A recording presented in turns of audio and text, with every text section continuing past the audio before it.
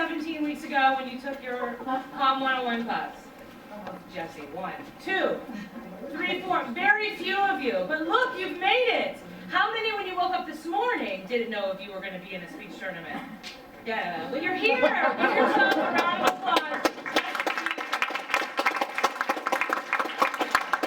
Before I give you all of the sort of rules and how it will work, you're not going to give a speech here. Look at some of them. Not in front of everybody, not on the stage. They will be in classrooms. I'll explain all of that once we hear from our Dean of Liberal Studies, Ken Sherwood. Thank you, Professor Edwards. So, before you go compete, and anyone has an award in their hands, I want to congratulate you. Because most of you know from when you started your speech class, it's a really scary thing to get up in front of an audience and give a speech. You probably learned in class it's the most feared thing in America. So the idea that there are people who voluntarily sign up to go give speeches in competition is something most people cannot begin to understand. Most people probably, if you told your friends or family members, said, "You're crazy, why would you do that?" And that's been an ongoing question. But the value of this is really simple. And a lot of the people who are going to be judging you today, certainly your instructors, are people who started in the same place you did, but then often made the choice to go and compete on a regular basis. Some of us even made a living in it. I'm kind of excited about today because this is the first time in 18 years that I'll be judging instead of running the tournament like Professor Edwards did. Much less stress on my side of things.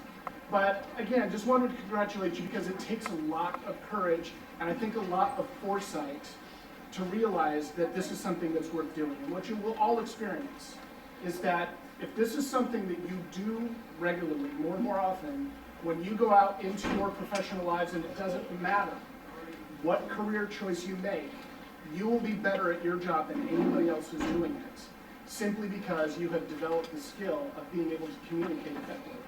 So, as strange as this may sound right now, some of you I'm sure are very nervous, you're probably going to have a lot of fun today. That's the other great thing about speech tournaments is that once you start doing it and get used to it, it's a really enjoyable and entertaining experience, as well as providing great opportunity to socialize and meet people. So I hope you have a lot of fun today. I know we're going to have a lot of fun, and wish you luck in your rounds. Thank you. How will it work? Right now, while we all sit in this room, there are pieces of paper going up on the pillars outside. On those pieces of paper are your names. You will find your name once we all leave here, and at the top of that piece of paper will be a room for you to report to. So you might look for your name, it'll say LS11, you'll head right over to LS11. Your judges will be inside of that room and they will act as your speech teacher. So they'll organize who goes when and what order. Okay? Then, after your round is complete, you will come back here and wait around here. We must wait until all of the rooms are complete before I can post the finals. I will post the names of the people who make it to the finals in the same place. So about 3:15, 3:30, we will repost. If your name is there, you made it to the finals. Woo! And you have a new room to report to. If your name is not there, I need a soundtrack. You will then look for somebody who's in your class, report to their room, and watch and encourage them. We know that our speech class has gotten a little bit easier through the weeks because we recognize the faces. We know the people who are nodding their heads. We know the people who are going to give us support. So the more friendly faces that we see in the audience, the better. So please support each other. We all have been learning about good etiquette as audience members. That still applies here at the tournament. Making sure our cell phones are off, waiting to enter until we hear applause, and just being a good citizen of the classroom. So when in doubt, come to LA6, look for your name, and report to that room. What questions you have? I know there's got to be a few. Don't be shy. Yes? For the oral interpretation, will you be able to have a podium from this? My class, we did no podium for oral interp. Other classes may have used it. I guess I'm going to leave that up to your creative choice. Don't use it. But I won't be in it. The rules are the same as your classroom speeches, so do the same thing, same time. I have tried to put everybody into smart classrooms. That should be successful. All of them should be working, but we all know that media isn't always our best friend, so hopefully you can move forward without it. But I tried to put people in rooms where it works really easily. Your passwords may not be the same as in your classroom, but they should be taped down on the desk so that you will know the password. Other questions? Yes? Do you have any storage units? Are you moving? Yeah, if there's a computer, there'll be a USB port for your flash drive.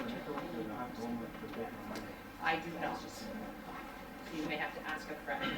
Yes, sir. Is there any time limits on any of the speeches? Yeah, I have always advised use the same time limits given to you in class. However, teachers do it differently. For example, my informative is a 4 to 6 minute. I know that Professor Radford does a 5 to 7. So use the 7 as a benchmark. Okay, so use the same sort of rules that apply in your classroom. What else? Yes, Frank. Last question. We're studying food? Oh, yes. But you got to make it to the end. There will be food. I will feed you. It will all be here. That was a good last question. I like that. Before we all go outside, everyone please stand right where you are. My class knows what's coming. The others, I'm just going to stare at them a little bit. Part of the nervousness of public speaking is the fear of things like our zippers being down, having lipstick on our teeth. I'm always nervous that my hair isn't fluffed enough. So we take a moment before we walk into the room. Maybe this is done in a bathroom, not usually in front of a bunch of people, but since this is our only opportunity, check. Don't let wondering if your zipper is down affect your performance. Just check to see if it's down, right? Also, sometimes we are always fidgeting when we're nervous, moving our clothes, so get everything sort of how you want it. Get all those nerves out. Now I want everybody up on your toes. Now I'm your boxing coach. Come on, Anthony, hands out of pockets. First sign of nervousness is hands in pockets. We're trying to fool the audience. Take those hands out. Shake them out. We hold a lot of our tension in our fingertips, right? You hear people crack their knuckles. I always wait for it, always comes. We crack our knuckles because of that tension that builds up. Now, it is a myth that your knuckles get bigger. Dr. Oz said so. So it's okay, you won't hurt yourself, but shake them out. Get the nerves out. Because look at all of your faces right now. You're actually smiling. 2 seconds ago, you were terrified. So loosening up your hands, loosening up your body, it loosens up your face and it increases your energy. Now, I want you to repeat something after me. This is only one day out of my entire life. This is only one day out of my entire life. Louder. This is only one day out of my entire life. It's not even a whole day. It's like 2 hours. But think about that rationally. One day out of your life, you can do this. The benefits will outweigh the cons. Deep breath in. Thinking success. Are you thinking success? Yeah. Lie to me. Are you thinking success? Yeah. Find your names outside and report. Can I see a copy of your company's policy on conflict diamonds and/or a written guarantee from your suppliers that your diamonds are conflict-free? We got to see the proof, people. We got to see it. They take everyone's word for it all the way down the line. Let's take some responsibility and see that proof. See if they actually care. And finally, the fourth one. How often do consumers ask you about conflict diamonds? That's huge. How many people actually care about World War III in Africa? I do. And I'm not saying for everyone to stop buying diamonds, to do whatever, all this crazy stuff. But keep this in mind. At least ask these questions. Put this in your wallet. And it's also a great way of saying, hey, you want jewelry? Just pass this along. And then you know what? Each of us can start cleaning our hands from the blood that's already been spilled. Thank you. And convert the sentences of all current federal death row inmates to life without parole as a first step in ending injustice and inequality within the federal justice system. We also ask him to recognize the death penalty as cruel and unusual and has no place within civilized society. If you post this on Twitter and Facebook, it will grow. If we have 150 signatures, this will become live on the site, We the People, which is where anyone can go create a petition and get it signed. So then everyone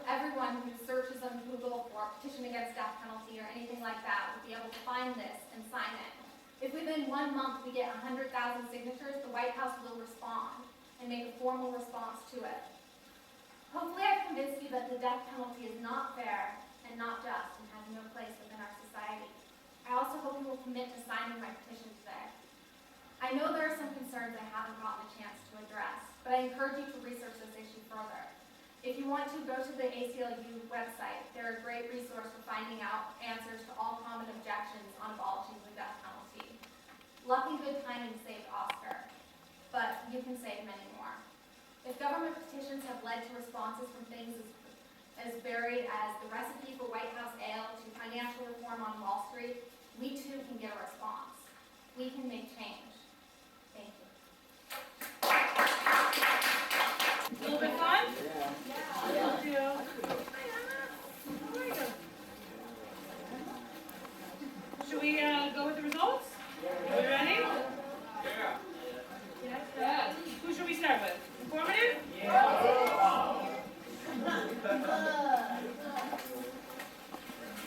Informative. And let me make a couple of general housekeeping.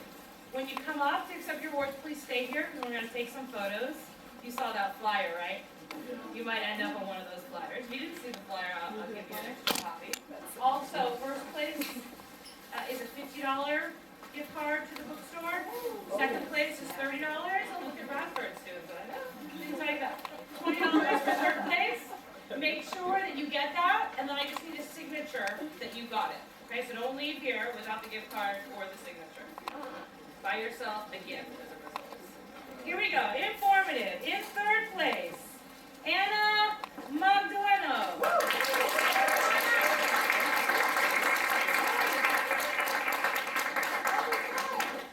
Now's not the time to be sad.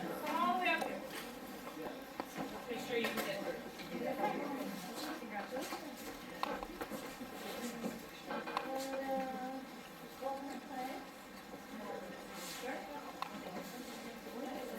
In second place, Tammany Braxton.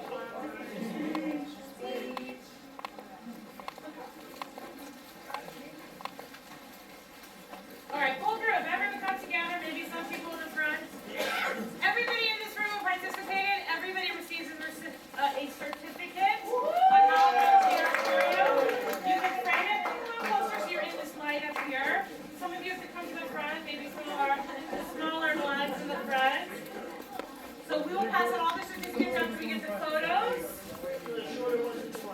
Maybe a kneel down, somebody do something cute. Yeah. Nobody wants to kneel? Okay, then I'll have to squish it. Yeah. You can hold your trophy up to make more room, right? Get creative. All right, there we go. How's that? And then I want to give them to you. All right.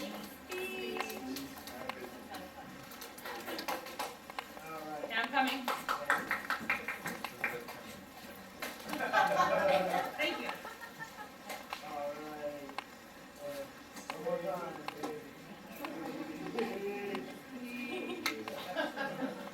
All right, Great congratulations. job.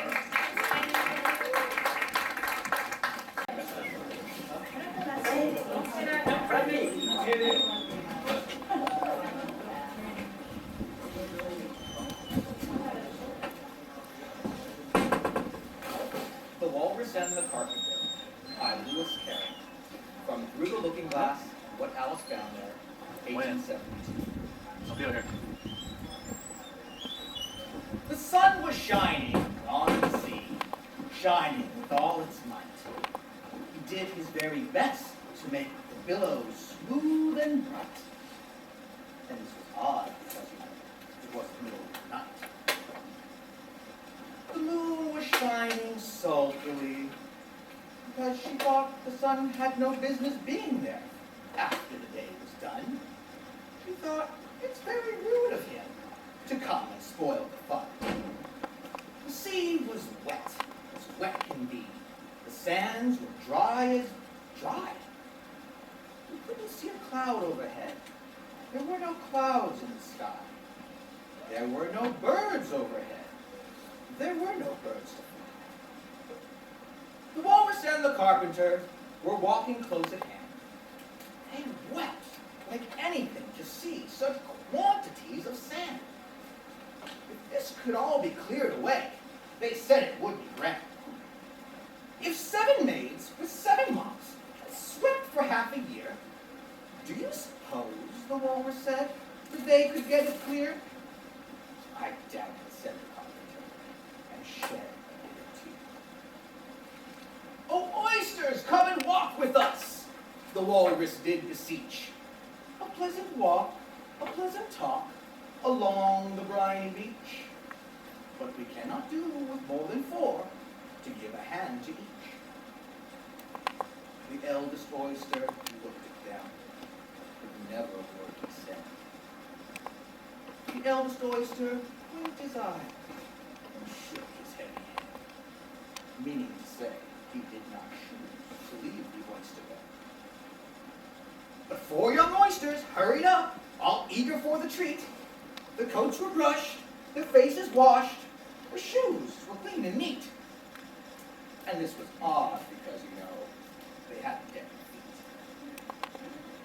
The Walrus and the Carpenter walked on a mile or so, and then they rested at a rock, conveniently low. All the little oysters stood and waited for the road. The time has come, the Walrus said, to talk of many things, of shoes and ships, of sealing wax, of cabbages and of kings, and why the sea is boiling hot, and whether pigs have wings. But wait a bit, the oysters cried, before we've had our chat, for some of us are out of breath, and all of us are fat. No problem, said the Carpenter. They thanked him for that. A loaf of bread, the Walrus said, is what we chiefly need. Pepper and vinegar, besides, are very good indeed. Now, oysters dear, if you're ready, we can begin to feed. But not on us, the oysters cried, turning a little blue. After such kindness, that would be a dismal thing to do. The night is fine, the Walrus said. Do you admire the view? It was so kind of you to come, and you're very nice. The Carpenter said nothing but, cut us another slice. I wish you weren't quite so deaf. I've had that twice. Seems a shame, the walrus said, to play them such a trick.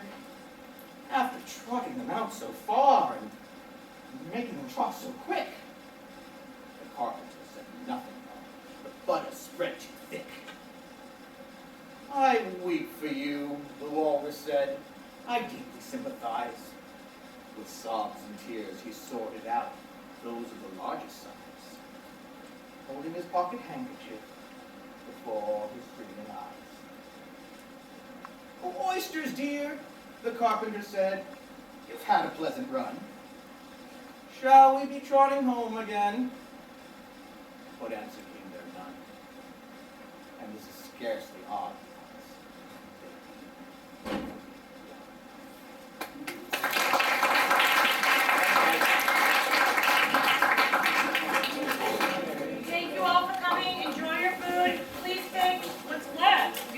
The Oxnard College had their speech tournament for the 2012-2013 season, and I was participating in the oral interpretation part of the event. And I was lucky enough, even though there was a lot of awesome speakers today, to be able to take first place. I did my rendition of The Walrus and the Carpenter by Lewis Carroll. Something that's always been near and dear to me, that I've always enjoyed. When I was a little kid, whenever I did wrong things, bad things, instead of getting grounded, I had to learn poetry, and I had to learn literary stuff. So, this is kind of stuff that I've been kind of working on for a while. But I'm really happy that there was a great turnout today. There was a lot of great speakers today, and it was a lot of fun to partake in. And I would urge anybody who wants to get a little more experience doing public speaking and whatnot to come on out and take part in the tournament.